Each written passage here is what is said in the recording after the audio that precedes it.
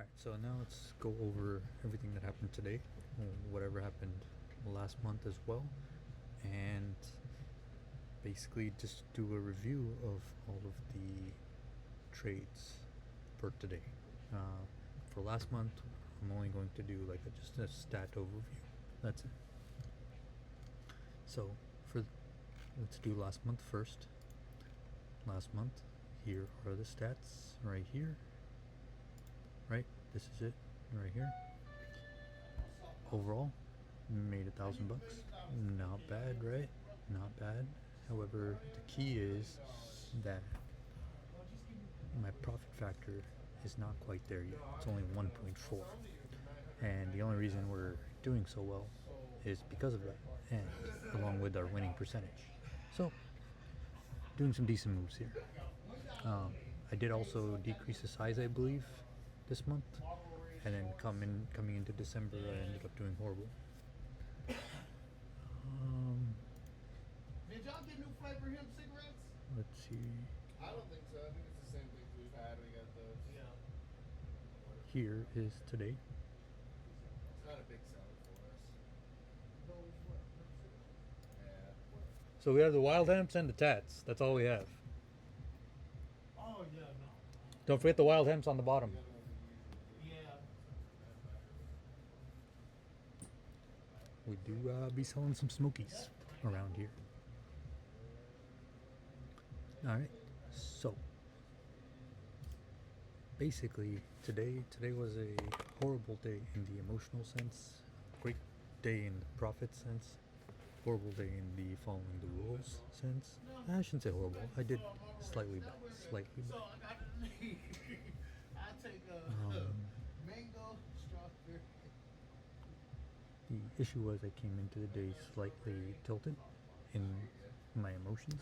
Came in with heavier emotions, more anger towards everything. So I think that's kind of why I went full maximum size that my portfolio would allow, and I'm so happy it worked out and didn't go in the wrong direction. That's all I can say to that. Right? So thank God it went in the correct direction.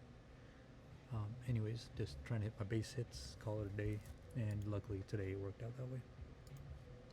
So viewing my notes, see if I can just view the whole day. Day view. There we go. Alright, so this was the first trade. What went wrong in this trade and why I need to do better for the next trade. What went wrong here was the fact that I got in on the 9 EMA, even though I was supposed to get in on the 20 EMA. I am supposed to wait until the 20 to get in. I'm not supposed to get in at the 9. Here I was a bit emotional and figured the 9 EMA was a good hold. However, it wasn't, and majority of the time it's not from what I've seen. So here we are. Yes, my planned RR was not very good, but because I went full size, I figured, make a decent amount of money, call it a day. One trade and done, right? So, there it is. That's what that was. And here's my journal entry for that, making sure I stay accountable. Pause here if you want to read it. I can actually, I think I have it opened up here. Yeah, there we go. You can pause here if you want to read it. So, after that, we have trade number 2. What happened with trade number 2 and why was it a winner, but such a small winner on top of that? The reason is I got in at the perfect entry right here, right as I believed it was going higher because it got above the close or the open. But the key here was that I just could not move my stop loss fast enough in order to make it happen. Otherwise, it would have been a very good exit up here, and up here. Excellent exits. However, because I could not move my stop loss quick enough and my profit target quick enough, it just hit my profit target and we got out for a profit, which is good, right? We'll leave it at that. Leave it at that for this one. And here is the journal entry for that one if you want to read it. Just that easy, simple, right? Final trade is here, which is very nice because it wiped out this trade completely. Alright, here it is. Luckily, I got the emotional withal to at least wait for a pullback again if it happens. If not, look for a new entry. The pullback did happen. It did hold nicely right here with this candle. I got in on the break of this candle, and then this was my ultimate target. However, it was a trailing stop loss at this point because it already hit my first target here, right? It hit my first target, I got out. It hit my second target right there, and I moved my stop loss up to a little bit above break even, but the way it was moving so quickly, I just went ahead and got closer. So this was actually my best realized trade for my RR. So there it is, the best one. Second best was actually this one here. Let me bring up NQ in this. Oh, I guess you can't do that, huh? Can't combine two symbols together? Okay, never mind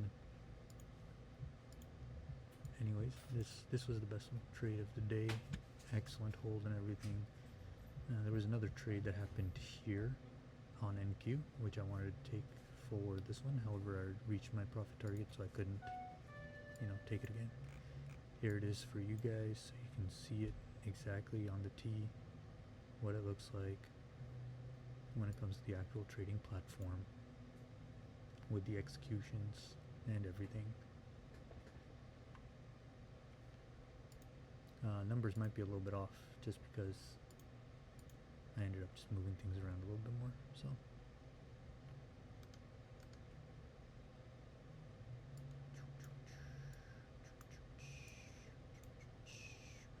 Alrighty, and that's it. That's the trade of the day. Unfortunately, I didn't record it, so I can't view myself emotionally and see how I was doing while I was going through it. But hey, at least I got it now, right? Here's trade number 3. Entry, blah blah blah.